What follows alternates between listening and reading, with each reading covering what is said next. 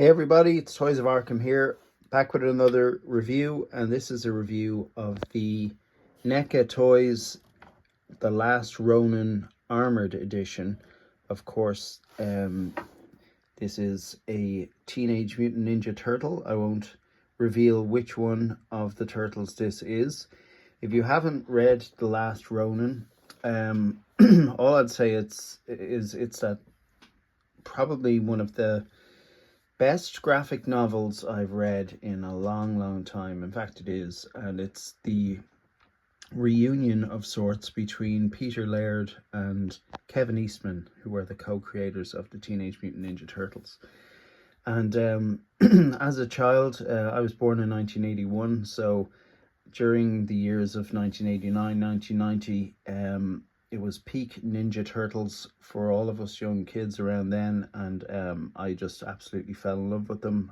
Was blown away by the whole concept of them living in the sewers, and loved all the bad guys, and just loved the Turtles generally. And as I got older, of course, the Turtles kind of remained a little bit kiddish, and although I was always an admirer of the property of the Turtles, I never really kept in touch with the comics or anything. I did watch some of the movies, they weren't great, and I saw some cartoon series that were on, and they were pretty decent just to watch every now and again. But I never was drawn back into the Turtles in a real way as an adult.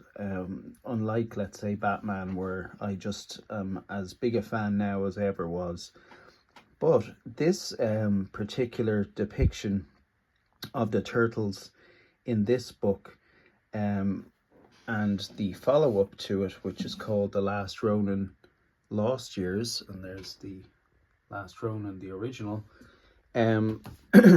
This is more aimed towards the fans who, let's say, grew up in the 80s, 90s, who have, I suppose, outgrown the child-targeted properties that are out there in terms of Turtles. And this is really more aimed towards the older fan who is, like myself, getting on a bit in life. So it's a bit more adult themed. And I believe that there is a movie that's been given the green light from Paramount, and it's going to be an R-rated movie that's based on this particular storyline. So as I said, I won't talk about it much. But having read the story, I saw that Neca have an entire line of these figures for all the different characters in these graphic novels. And I'm trying my best not to delve into that entire line. So I got one just to dip my toe in, see what I thought, let a couple of weeks go by and not sort of go head first in, and see if I still have the itch to buy the rest. So let's see how that goes. But anyway, the first of them is this, which is the Last Ronin himself. And this is the Armored Edition, which is when he is in battle. This is what he wears. And right off the bat, I will say that he comes with great accessories, and he looks incredible. So he's the center of the story. There's also an unarmored version of this guy, and he's also worth picking up because he spends just as much time looking like that, and there's some iconic scenes in his unarmored version. But let's have a quick look at the box first. So very nice box, and Neca always does a great job of its packaging. We'll just have a quick look at the back, and this is actual figure photography of this figure. And doesn't it look amazing in that Neca diorama? So you see here, Teenage Mutant Ninja Turtles, The Last Ronin. Who is the Last Ronin? In a future battle-ravaged New York City, a lone surviving turtle embarks on a seemingly hopeless mission seeking justice for the family he lost. From legendary TMNT co-creators Kevin Eastman and Peter Laird comes the final story of the Teenage Mutant Ninja Turtles. 3 decades in the making. What terrible events destroyed his family and left New York a crumbling post-apocalyptic nightmare?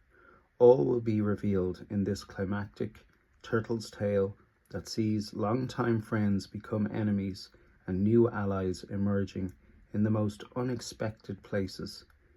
Can the surviving turtle triumph? So that sort of gives a little bit away in terms of the story, a lot more than I had spoken of. But look, it is what it is. It's very popular, this story, so you probably would have heard some things about it. But what also was attractive to me, other than it being a turtle story, is that it is post-apocalyptic. And I just am a massive fan of the Terminator series and Blade Runner and The Matrix. I just love that post-apocalyptic, neo-noir, cyberpunk, future city sort of setting.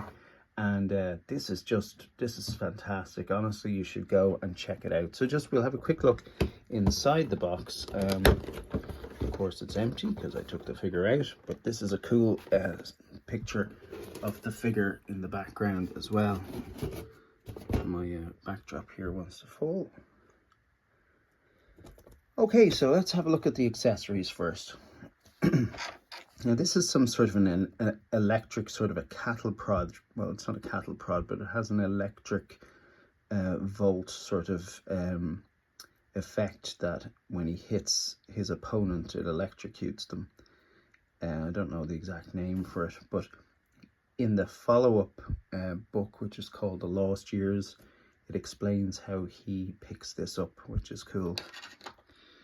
So there are these glasses that he sometimes wears.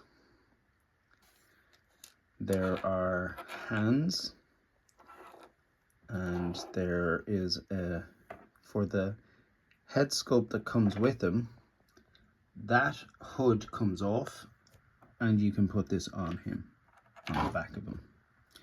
This is a sort of a, I suppose, obviously it's a rope, but he fires that out and it's got a sort of spikes on the end. I'm not quite sure, actually, to be honest with you, what that's called either. More hands. These are cool nunchucks, and that's real metal, a chain. Then you've got these Death Stars, a little hand bomb. This is the extra sculpt. He's obviously very angry, and a very pliable sort of rubber material here at the back that you can bend, but it doesn't have a wire in it, so it doesn't stay in place, but nonetheless it's cool. I haven't tried removing the head sculpts. Sometimes with NECA figures you have to be careful about just immediately when you get them out of the box, just taking things off and bending limbs and all the rest, because the paint can become lodged and the joints can be hard to move, and sometimes you're better off using a hairdryer or some warm water just to make the plastic more pliable, so you don't break anything. So it also comes with the Sai of Raphael. So if you haven't noticed, you've got here, obviously that's Michelangelo's signature weapon, the nunchucks. You've also got Raphael's Sai, and on the back you've got Leonardo's katana sword, and then a bow staff from Donatello. So there's something else that goes in here, and I presume it's one of these, and I'm not quite sure what to do about that, but I'll find out. Keep you posted. So from the bottom up, it's this traditional sort of samurai wear, and you can see the way it's painted. It's like it's come out of a comic. It really does come through. It has that effect that, you know, it's not meant to look like a real turtle, but rather how it's drawn in a comic book. I really think, especially having read the book, that it achieves that. And I have to say, looking at this figure, I'm blown away. It's so amazing in person, and it is really tempting me towards getting the rest of this line, because there are some incredible figures. So I have on this guy, there's just the fists that are on him when you get him out of the box. I haven't changed anything. The only thing I've changed is by putting some of the accessories, the weapons in him. So again, it's that traditional samurai kind of ninja looking clothing and armor around his wrists. I think they're sort of gauntlets, and then he has elbow pads, And even here, this is like a circle that obviously is for attaching his weapons on, and the weapons themselves go through their own little holders, and then there's a rope that goes around them to hold it on. So great, super attention to detail. Like Neca, they're getting more expensive, and it's difficult to detect which ones are real and which are fake. All I'd say is just for the sake of saving 10, 15 euro or pounds, wherever you happen to be, for me, I would just go to an official retailer.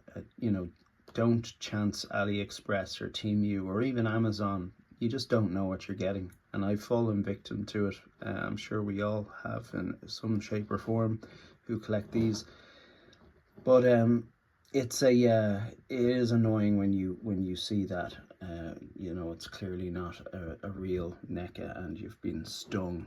So as I said, this comes off. I'm not going to do it, but you can take it from me, it does. So he's angry there, obviously.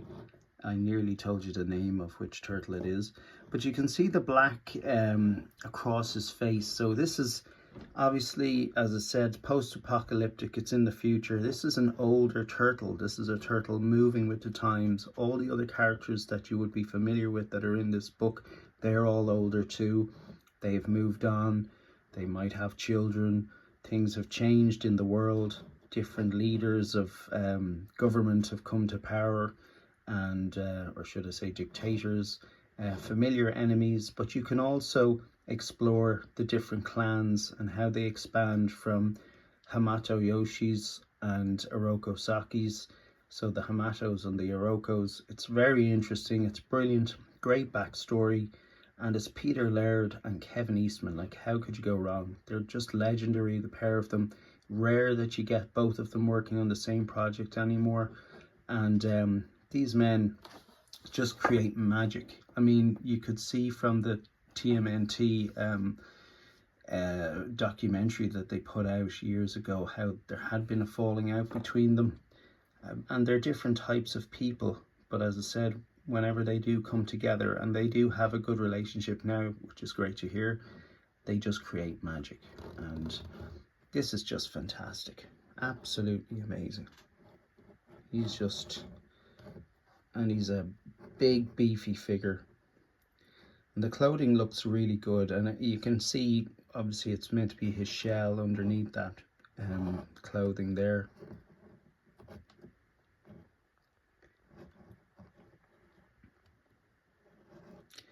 Yeah, so I'm conscious that I'm babbling on a bit, and I would love to be able to swap all these out for you and show different poses like other reviewers do.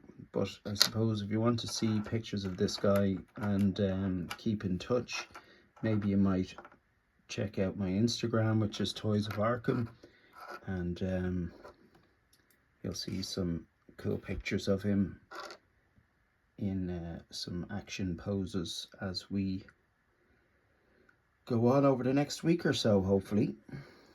So yeah, that's my one and only last Ronin figure.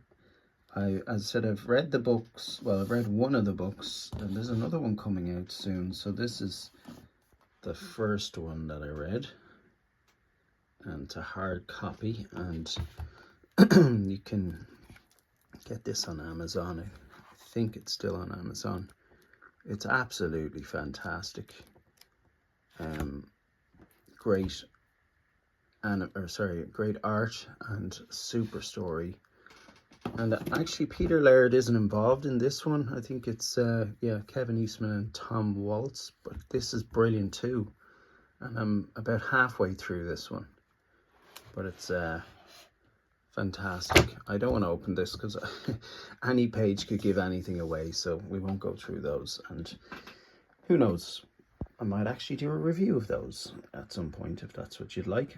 But for now, I hope you enjoyed this review, and if you want to comment, please do so. I'll get back to you, and maybe think about hitting the like button, and maybe even think about subscribing if you want to see some more cool figure reviews in the future. All right, take care. Bye-bye.